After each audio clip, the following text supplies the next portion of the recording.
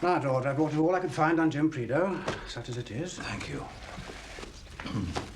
Prideaux and Bill Hayden were really very close, you know. I hadn't realized.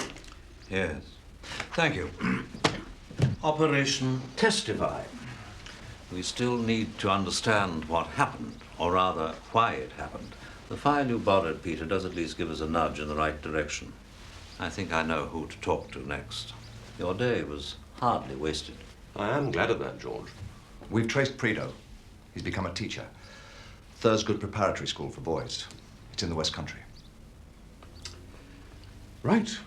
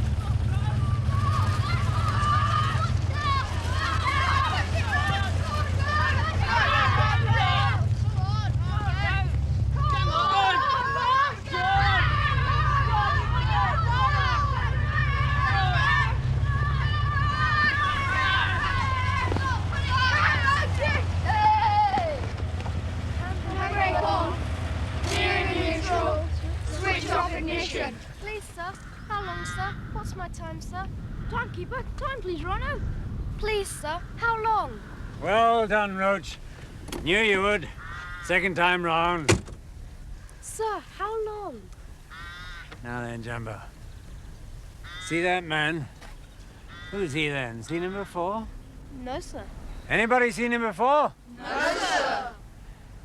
He's not staff and he's not village. So who is he? Beggar man? Thief? Tinker Tailor Soldier Sailor. Rich man, poor man, beggar man. Thief. Why doesn't he look this way? Something funny about that. Here's a bunch of boys burning up a car around a playing field and he doesn't even give them a glance. You would, wouldn't you? Yes, sir. Doesn't he like boys? Doesn't he like cars? Doesn't even look at that car. Best Britain ever made and years out of production.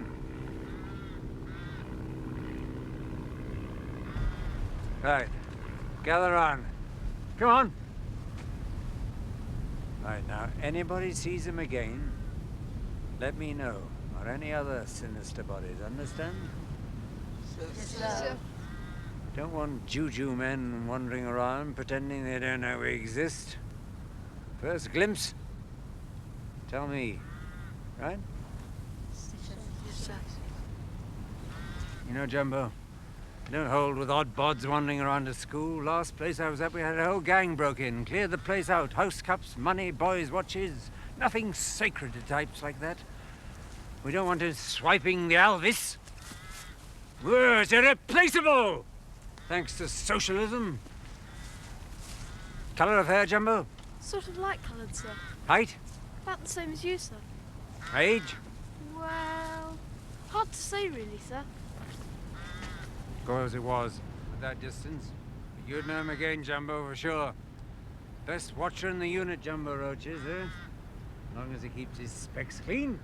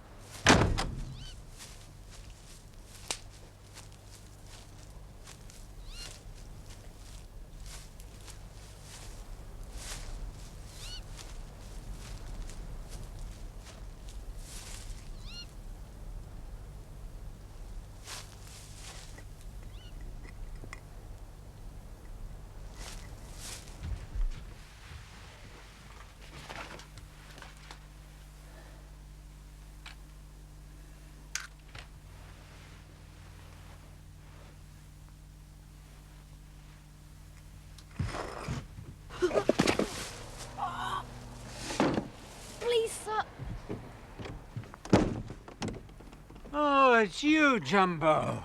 Got my legs, sir. Oh, dear. Ah, can you get up? Now, slowly. Slowly.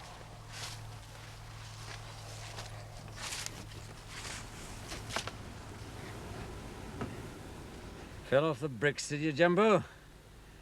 Let's have a look. Ah, nothing broken. Just a graze. Matron will soon put that right. One thing gives you a good excuse for getting in late. Missing evensong. Tripped over in the lane. Is that what you tell her?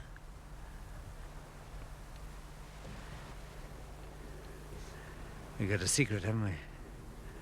I can trust you, I know that. We're good at keeping secrets, loners like you and me.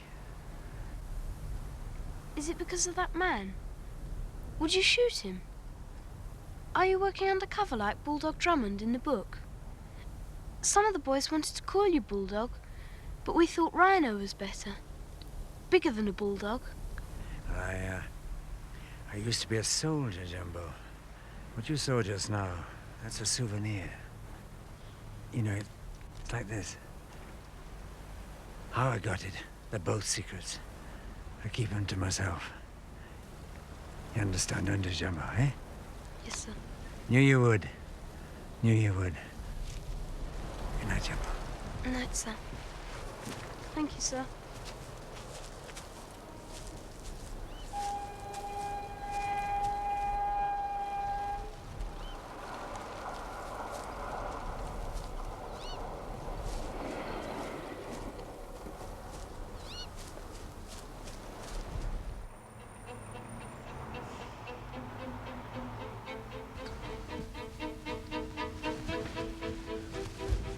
Well, well, long time no see. Hello, sir.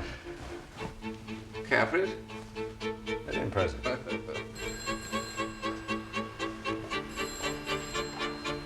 setting washing machines anyway. It's a bit odd putting the dinner jacket on at 10 o'clock in the morning, of course. Reminds me of diplomatic cover, come to think of it.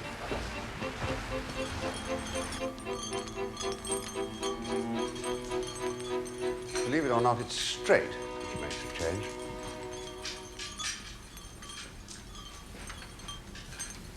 We get all the help we need from the arithmetic. I'm sure you do.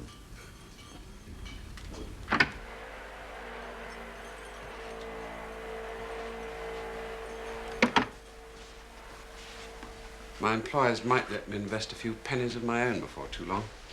They're tough boys, but very go-ahead, you know. Rather like we were in the old days. So,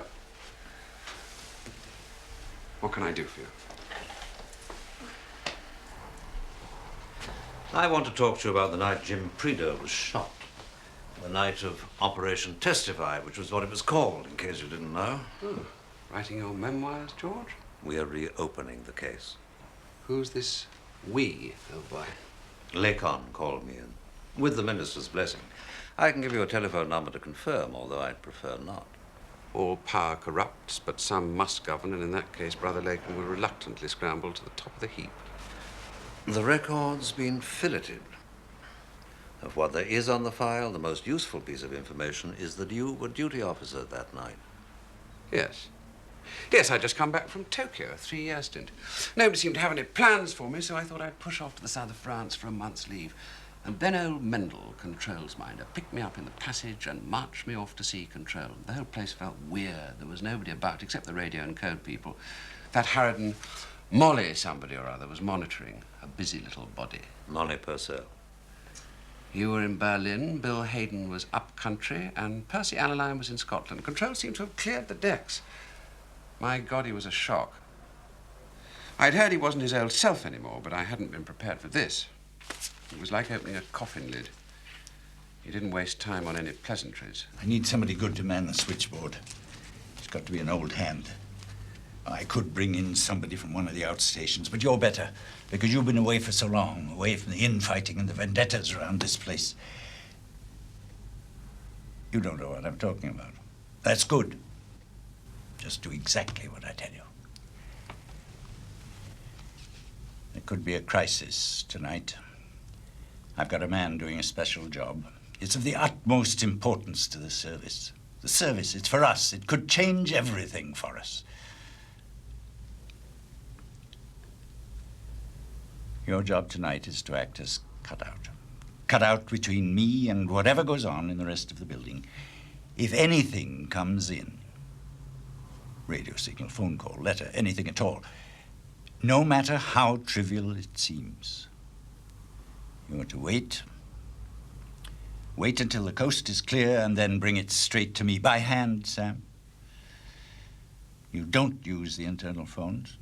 You don't put anything down on paper for future reference. Is that understood? And when it's all over, you're not to breathe a word about it. Never.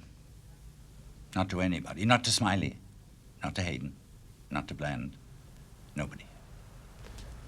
What if I have to send out something? Only what I tell you.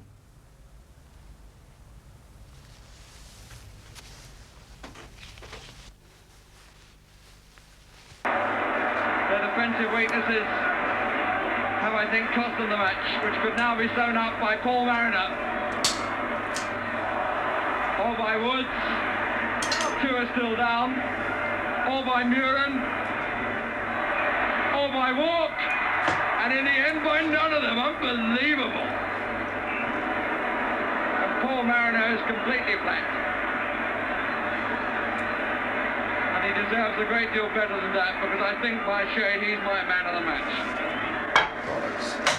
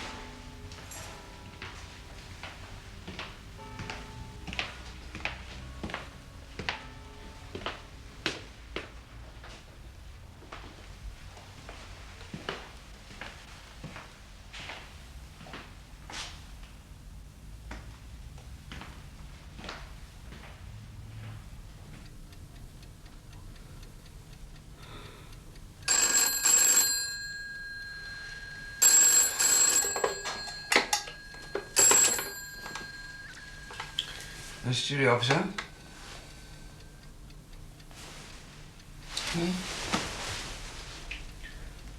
Right.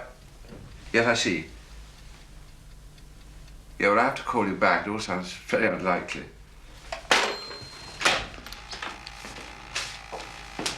Collins, this is urgent. Well, it's open. There's all hell broken out on the Czechoslovak air. Half of it's coded, but there's enough that isn't. Powell or Brunner? Brunner.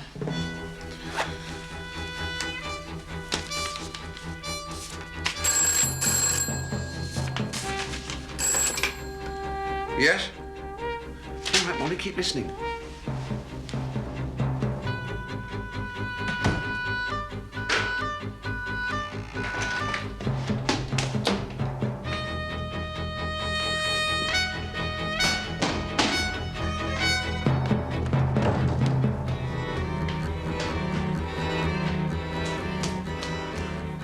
Control?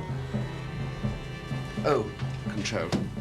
The resident clerk from the Foreign Office came on first with a story from Reuters, head man in London. Molly picked the same thing up on the radio.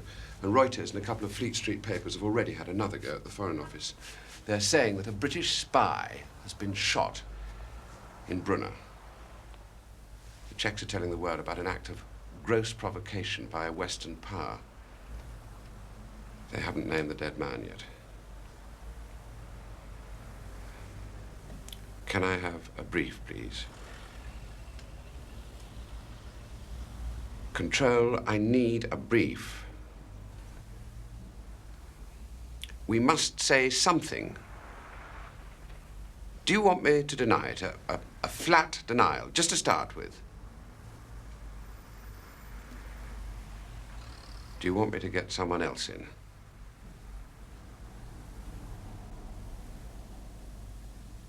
Do you want to come downstairs and handle it yourself? It's deniable he had foreign documents. No one could know he was British at this stage. There hasn't been time.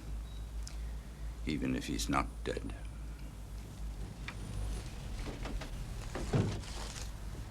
Find Smiley. He's in Berlin.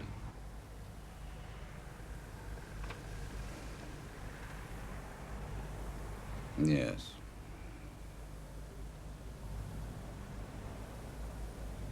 Well, anyone will do. It makes no difference.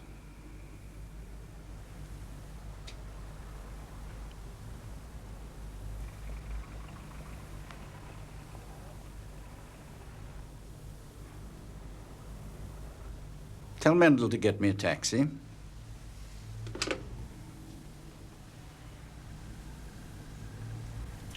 You sent Mendel home.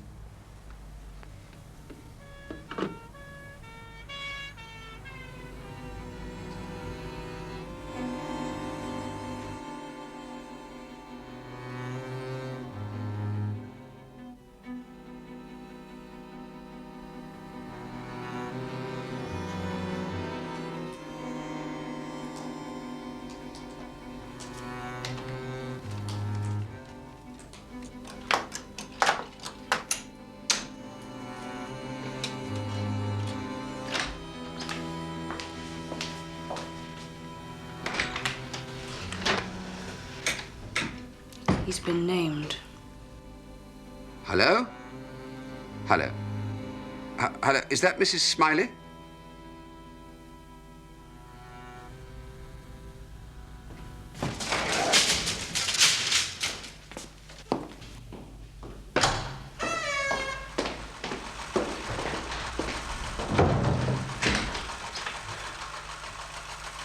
You got my message then? Where did you leave it? I rang George Smiley's house just in case his wife happened to know where you were. You are a friend of the family, aren't you? I saw the ticker tape at the club. I gather there's been some god-awful shooting party. Tell me, Czechoslovakia, right? Jim Prideaux's been shot. Look, the Czechs haven't got his real name yet. They're using his work name, Ellis. Jim. Shot dead? Well, we're not sure that was the first flash. Since then, the word used is simply shot. Well, the Czechs are saying that Prideaux, Ellis, travelling on false papers and assisted by Czech counter-revolutionaries, tried to kidnap a Czech general, unnamed, in a forest near Brunner, and smuggle him over the Austrian border. They say that further arrests are imminent. Go on. Well, according to our military, there are heavy Czech tank movements along the Austrian border. Laken's been on, and so's the minister. They want to know what the hell and why. Now, I have put out emergency calls to Smiley, Alaline, Bland. I'm glad to see you. I'm sorry, Bill. All right, Sam.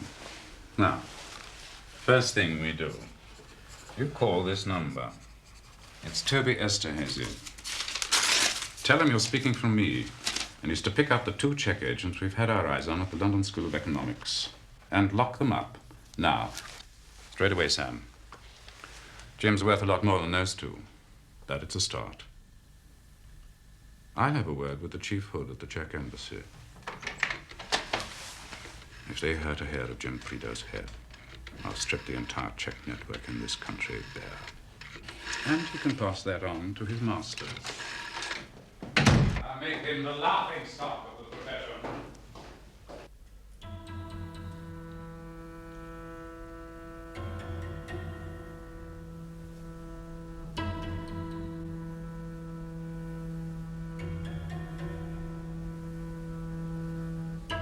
I'm bound to say Hayden was a treat to watch. I used to think of him as a pretty erratic sort of devil. Not that night, believe me. He virtually dictated a press statement for the Foreign Office to put out. And there it was the following morning in the Sunday papers. Prague radio's sensational revelations dismissed with dignified scorn. I found it good light reading over breakfast at the Savoy. And then you went to the south of France? 2 lovely months. Did anyone question you again? Percy Allaline. Well, he was acting chief by then. You were out on your ear and Control was in hospital. Percy wants to know how I'd come to be doing duty officer on the fateful night. That chap Masterman was down for it. Well, I told him what I'd put to Masterman, that I'd know it a kip and a quiet weekend in the circus would save me a bit of spending money for the south of France. Percy said I was a liar. And that's why they sacked you, for fibbing. Alcoholism. There were 5 empty beer cans in the duty officer's wastepaper basket. Well, there's a standing order against booze on the premises. So what was your offence, George? Oh, I couldn't convince them that I wasn't involved. Oh, well, if you want anyone's throat cut, give me a buzz. Sam, listen. It was too late for Hayden's club to be still running ticker tape, wasn't it? He was making love to Anne that night. You made a guess at that, and you were right. You telephoned her. She told you he wasn't there, and then as soon as you'd rung off, she pushed him out of bed. And Bill turned up an hour later, knowing about Checo. But you didn't tell Anne about Checo.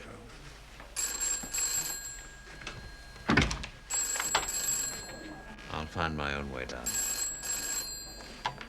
Mind how you go, George.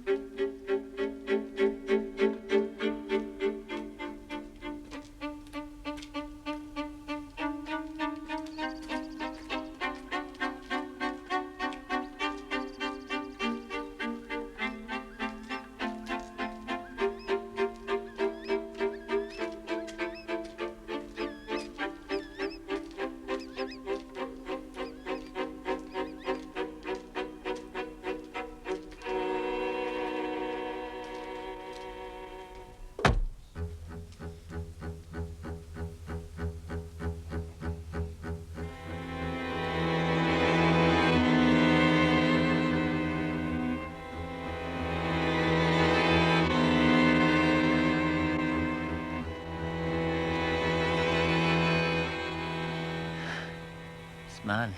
Jim. If you're not on your own, I swear I'll break your neck. Quite alone, Jim.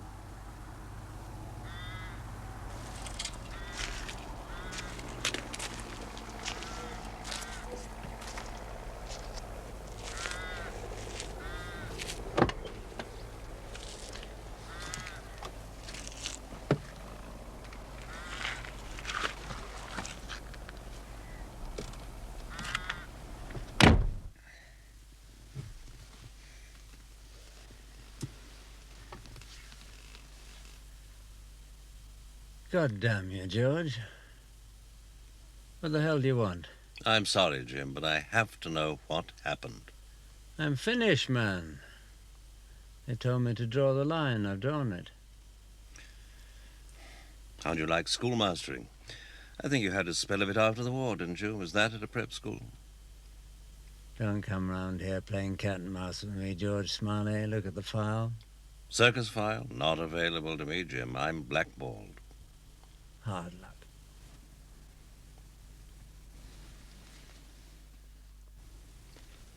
I've had access to a few papers, which Lacon borrowed for me. Pretty old stuff. Part of it went right back to your undergraduate days when you and Bill Hayden met at Oxford. There's a letter Bill wrote about you to his tutor, Fanshawe, circus talent spotter, in which Bill named you as suitable material for British intelligence. I can quote the odd line from memory. He has that heavy quiet that commands. He's my other half. Between us, we'd make one marvelous man. He asks nothing better than to be in my company or that of my wicked, divine friends. And I'm vastly tickled by the compliment. He's virgin, about 8 foot tall, and built by the same firm that did Stonehenge. Christ. Oh, Christ, man, we were children. Yes, of course. What do you want to know? I thought we could at least be comfortable while we talk. It isn't far.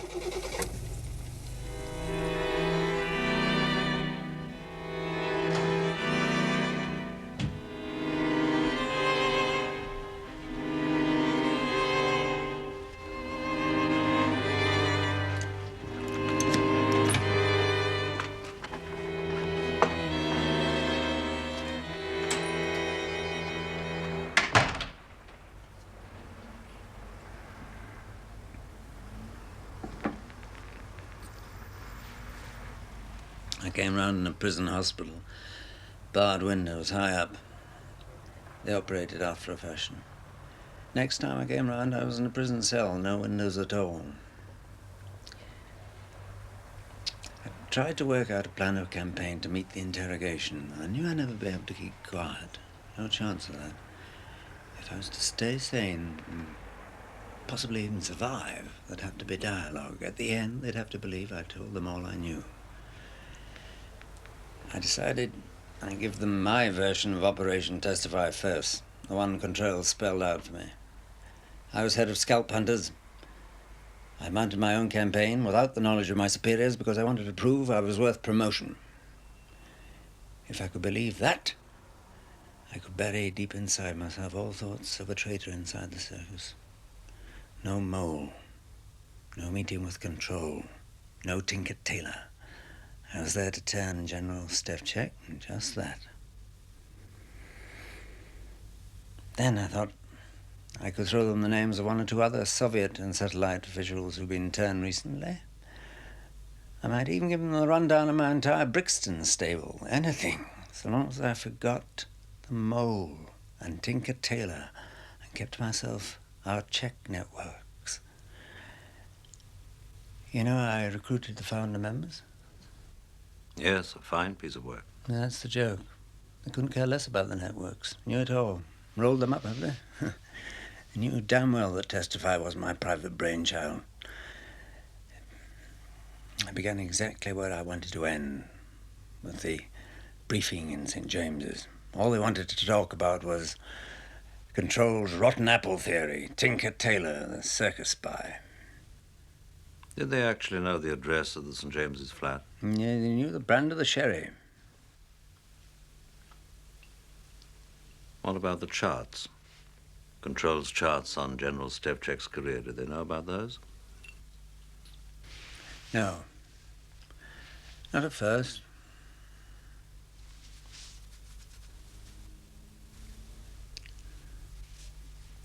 Tell me about the networks. Did anyone get out? No. It seems they were shot. The story is you blew them to save your own skin. I know that isn't true, of course.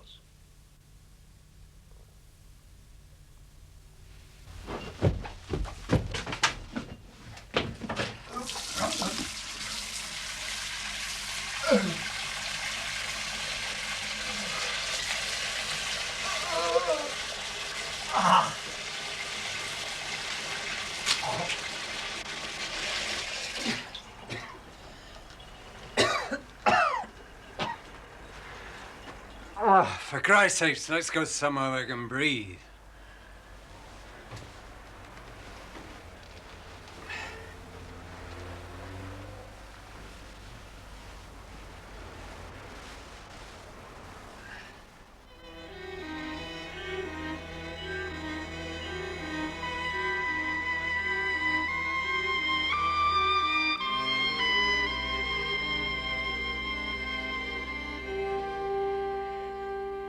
They moved me about a lot.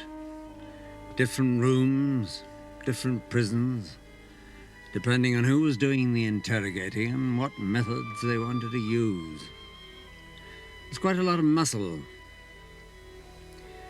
Electrical, most of it. Yes, movement. Cars, lorries, corridors, cells. Once in a plane, I was hooded for it and passed out soon after takeoff. Punished for that. I think I was in Russia part of the time. Would you like to stretch your legs? Might help.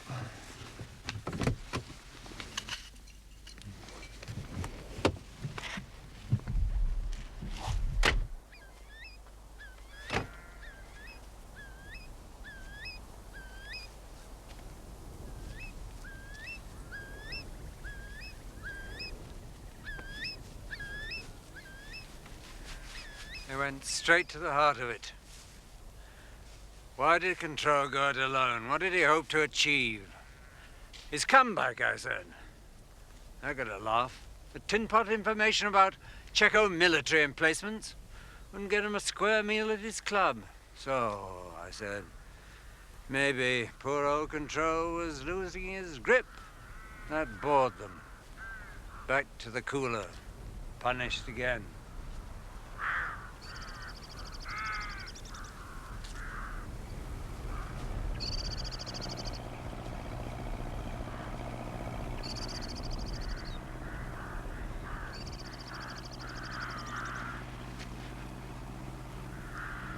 You know, I hoped I'd go mad. And no, they knew how to stop that. They left me alone for a couple of days. Got me ready for the long one. That was when I gave them what they wanted. It's a matter of health as much as anything. Yes, you don't break exactly. You just run out of stories to tell. I'd reached the point where the things I'd locked away deep down were the only things coming into my brain. That was when I told them about Control's charts on Stevchik. And also about Control's rotten apple theory. Yes, the mole. The code names we'd worked out for Control's suspects. Tinker, Percy Allaline. Tailor, Bill Hayden. Soldier, Roy Bland. Poor man, Toby Esterhazy. Beggar man, George Smiley. What was the reaction? He thought for a bit. Then he offered me a cigarette. Who did? What? Oh, sorry. By this stage, there was some frosty, bearded fellow left. Seemed to be a head boy. Just him and a couple of guards standing back a bit while he made his kill. I hated that damn cigarette. Why? It was a foul American thing. Camel, actually. I remember the packet. Did he smoke them? Never stopped. And was that the end of it? More or less, yes. I have to know everything, Jim. The rest was just gossip. You wanted to know a lot of circus tittle-tattle, who was going up, who was going down, a lot of tripe. About what? Who? Bland, how much was he drinking? Esterhazy, how could anybody trust a man who dressed like that? Not a tripe. What did he say about me? He showed me a cigarette lighter. Said it was yours. Present from Anne, with all my love, her signature engraved. Did he tell you how he came by it? Some confrontation years ago, said you'd remember. Anything else? Oh, come on, Jim. I'm not going to weaken at the knees just because some Russian hoods made a bad joke about me. He reckoned that after Bill Hayden's fling with her, she might care to redraft the inscription. I told him to his face he could go to bloody hell. You can't judge Bill by things like that. He's got different standards. He was certainly never one for regulations. And you were never one to see him straight. That's it. Everything.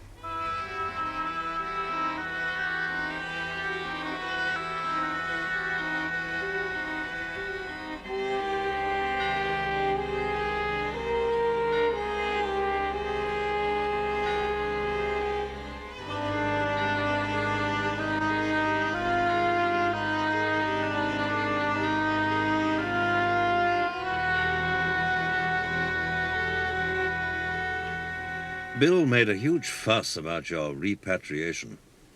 He said any price was fair to get one loyal Englishman home. I remember his verdict on Control's handling of Testify, the most incompetent operation ever launched by an old man for his dying glory, and Jim Prideaux paid the cost of it.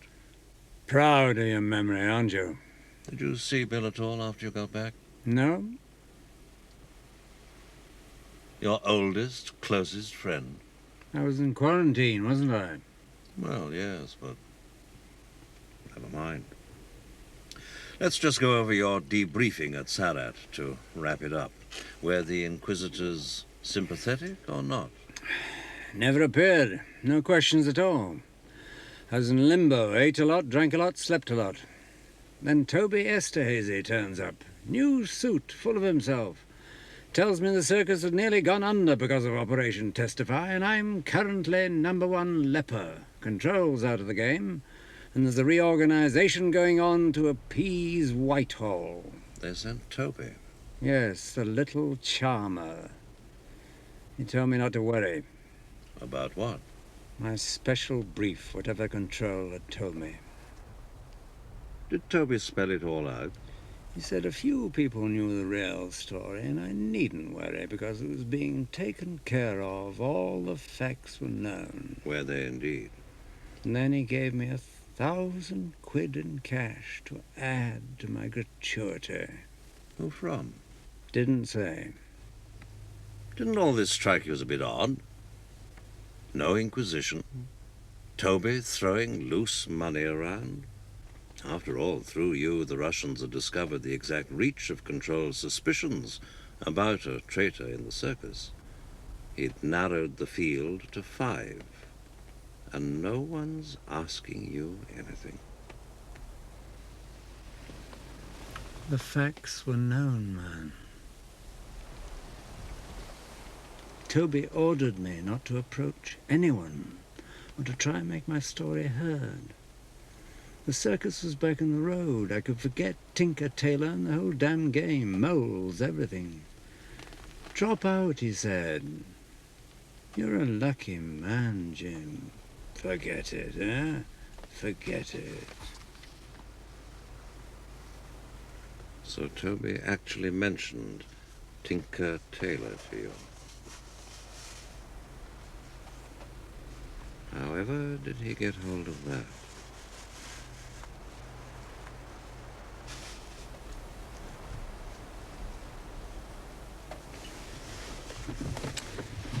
That's what I've been doing. Obeying orders and forgetting.